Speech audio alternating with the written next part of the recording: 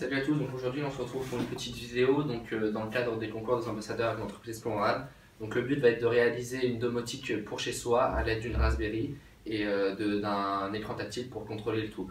Donc j'ai reçu un colis de leur part aujourd'hui, on va tout de suite voir ensemble ce qu'il contient. On va donc ouvrir le colis reçu aujourd'hui. Donc dans ce colis, on va trouver les différents éléments qui vont nous permettre de faire la domotique et d'afficher en temps réel la température dans une pièce. Donc pour cela, il va nous falloir, donc on peut avoir une sonde de température. Donc je vous mettrai le lien dans la description avec les références et les liens pour acheter sur le site de Conrad. On va aussi trouver un petit boîtier. Donc c'est ça, donc un Raspberry Pi 2. Donc on peut comparer ça à un ordinateur pour ceux qui ne connaissent pas. Donc on verra ensemble par la suite comment c'est composé et à quoi ça va nous servir. On va aussi trouver un écran tactile. Donc c'est aussi un écran de la marque SenseSmart qui va nous permettre d'afficher et d'avoir un écran, un visuel sur les températures et de pouvoir naviguer dans les différents menus de l'application. Donc on va tout de suite ouvrir la Raspberry.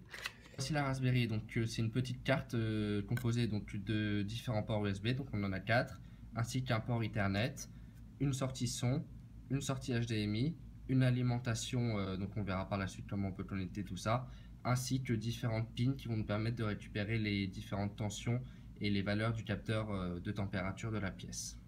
L'écran tactile donc a un 3.2 inch qui va venir directement se plugger sur la Raspberry, donc on a vu précédemment. On va juste venir connecter l'écran comme ceci et ça va nous permettre d'avoir un affichage directement et de pouvoir naviguer dans le menu de l'application.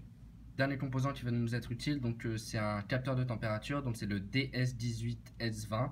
Je vous mettrai toujours les liens dans la description, comme ça vous permettra directement d'accéder aux différents liens et de pouvoir commander si vous souhaitez faire chez vous cette domotique là. Donc ça c'est un des derniers éléments qu'on va avoir besoin, donc ça va être du fil, donc qui va nous permettre de relier les différents composants à la Raspberry, des LED, donc on aura besoin juste de une, sauf si vous souhaitez en mettre plusieurs, donc ça va nous permettre par exemple d'afficher quand on aura des notifications, ainsi que des platines d'essai par bande et non par point, c'est plus facile, et ça va nous permettre donc de faire du prototypage et de venir souder proprement le capteur et les différents éléments.